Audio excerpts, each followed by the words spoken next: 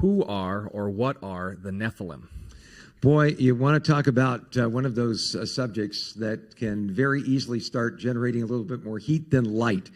The Nephilim, literally that is a Hebrew word that can be translated fallen ones, are introduced to us in the book of Genesis. In Genesis chapter 6 and verse 1, we are told, "Now it came to pass, when men began to multiply on the face of the earth, and daughters were born to them, that the sons of God saw the daughters of men, that they were beautiful. And they took wives for themselves of all whom they chose. And the Lord said, My spirit shall not strive with men forever, for he is indeed flesh, yet his days shall be 120 years. There were giants," the word Nephilim, "on the earth in those days, and also afterwards, when the sons of God came into the daughters of men. And they bore children to them. Those were the mighty men who were of old, men of renown." So the big debate is this. You have these giants or fallen ones, as it's translated in the Hebrew, from the Hebrew. How did they come to earth? Well, the sons of God saw the daughters of men. Big question, who are the sons of God? Now, there's two theories about this. The most popular theory, and the one that gets the most PR, is that the sons of God were fallen angels that had sexual relations with regular, normal human beings and created this mutant race of giants that we see in this set of circumstances. There are those who will go on to say that one of the reasons that Noah's flood took place was that this was Satan's attempt to create a hybrid angel-human race so that mankind would no longer be redeemable. You know, the scripture tells us in the book of Hebrews that God does not give aid to angels, but to the sons of Abraham. So the idea behind all of this was that it was an attempt at Satan to short-circuit the plan of salvation at the beginning. And those who would say that the sons of God are fallen angels will point to passages like the book of Job, where in Job chapter 1 we are told that the sons of God came before the Lord and Satan also came in among them. They will point to passages like the book of Jude, where we are told regarding the judgment of false prophets that God was going to judge them. And in verse 5 of Jude we read, "But I want to remind you, though you once knew this, that the Lord once saved people out of the land of Egypt and afterwards destroyed those who did not believe, and the angels who do not keep their proper domain, but left their own abode, he has reserved in everlasting chains under darkness for the judgment of the great day, as Sodom and Gomorrah and the cities around them, in a similar manner to these, having given themselves over to sexual immorality and gone after strange flesh, are set forth as an example, suffering the vengeance of eternal fire." And so those who would say that these are fallen angels and regular women having sexual relations and producing this hybrid angel-human race, these fallen ones, these giants, would point to this and say, well, that's the strange flesh that is being referred to here, and that is why these angels were sent into a particular place of judgment, a place of imprisonment, awaiting the time of judgment. And that's what the Nephilim, as the offspring of these sons of God, defined as fallen angels, would be. There's some problems with this point of view, however. When we see the term sons of God in the Scripture, "Behold, what manner of love the Father has given to us, that we should be called the sons of God," we are told in 1 John chapter 3. And we are also told in the book of Hosea, chapter 1 and verse 10, that Israel was referred to. You are all sons of God. Well, implicit in that term, sons of God, is the idea of having a right relationship with God. Nowhere are fallen beings or fallen angels ever referred to as sons of God.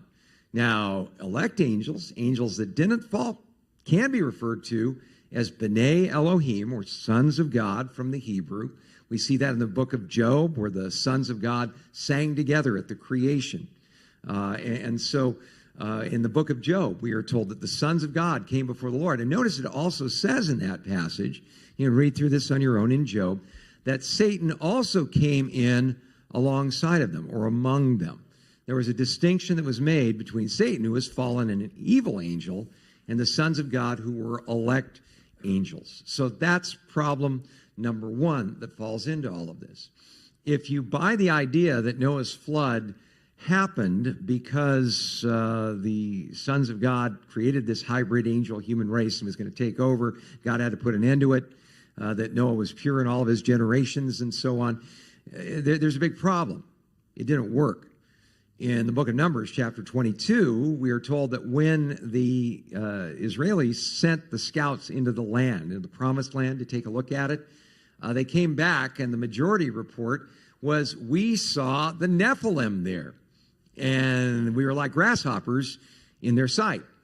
So if the flood of Noah was designed to wipe out this hybrid angel-human race, didn't work because we see them back again in the promised land, and Goliath apparently took his lineage from that.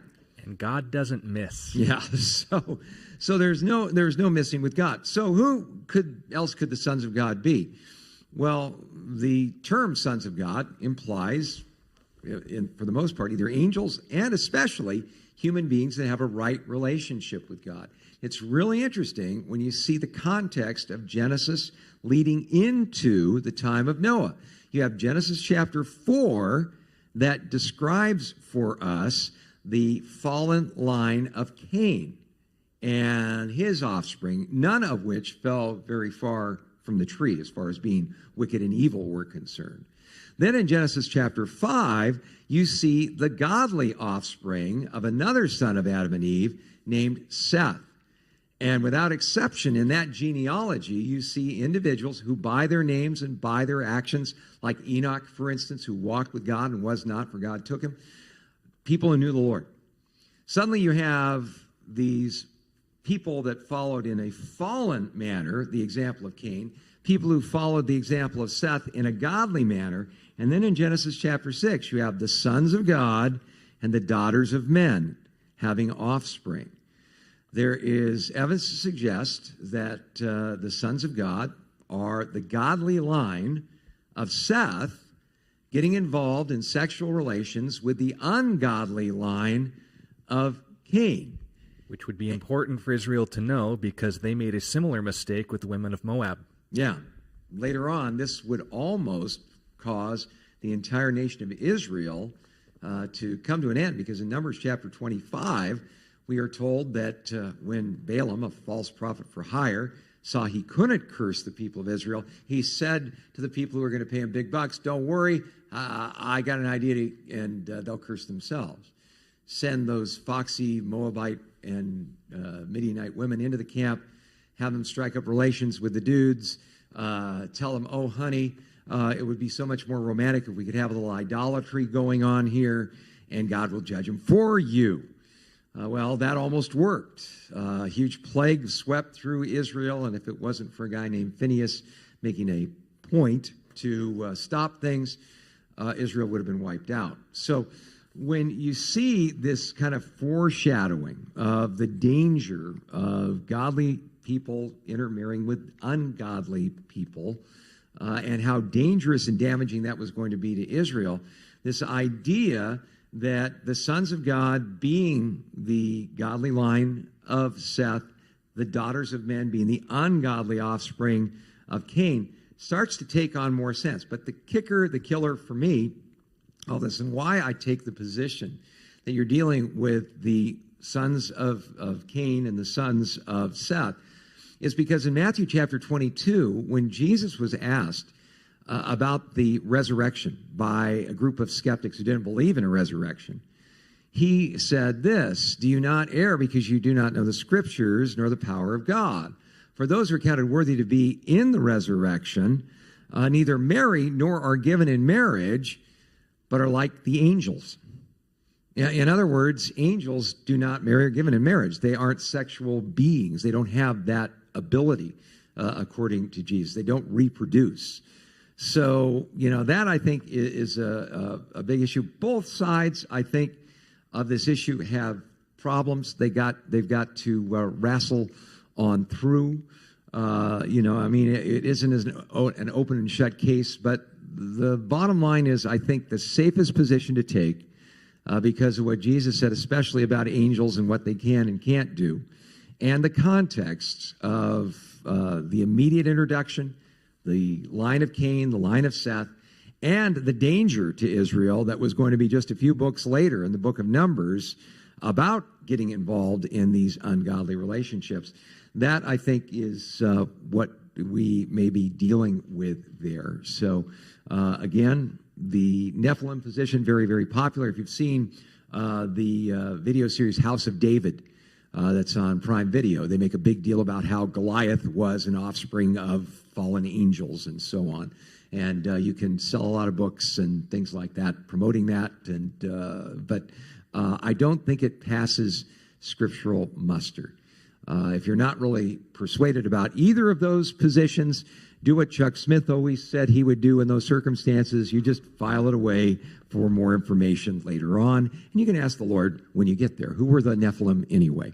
But we take the position that it was the godly line of Seth intermarrying with the ungodly line of Cain in such a way that the knowledge of the true and living God was being threatened to come to an extinction before the flood.